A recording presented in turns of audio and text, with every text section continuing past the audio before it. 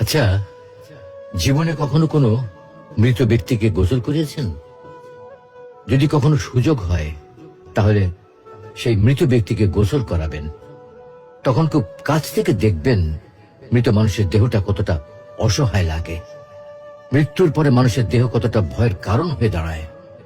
সুযোগ পেলে রাতে লাশটা পাহারা দেবেন, তখন বুঝতে পারবেন প্রিয় মানুষটার লাশ রাতের বেলায় আপনার কাছে কতটা অদ্ভুত লাগে, কতটা ভয়ের কারণ হয়ে ওঠে, কতটা আতঙ্কের কারণ হয়ে যায়। সুযোগ পেলে মৃত ব্যক্তির শরীরে একটু হাত লাগিয়ে কিছুক্ষণ তার স্পর্শ নেবেন।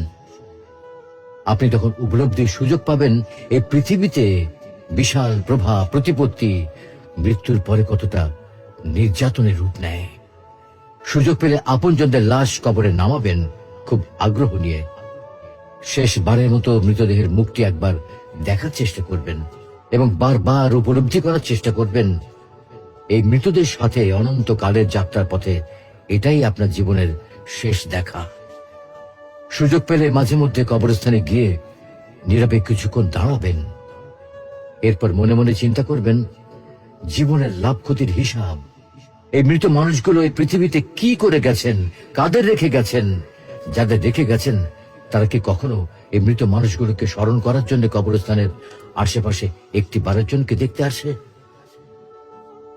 আমাদের জীবনটা বড় অদ্ভুত, বৈচিত্র্যময়। আমরা এর জন্য ওর জন্য, ধন সম্পদের জন্য, ঐশ্বর্যের জন্য, বাড়ি গাড়ি টাকা পয়সার জন্য কত না মায়া দেখাই, আগ্রহ দেখাই, আরো চাই আরো চাই আমাদের।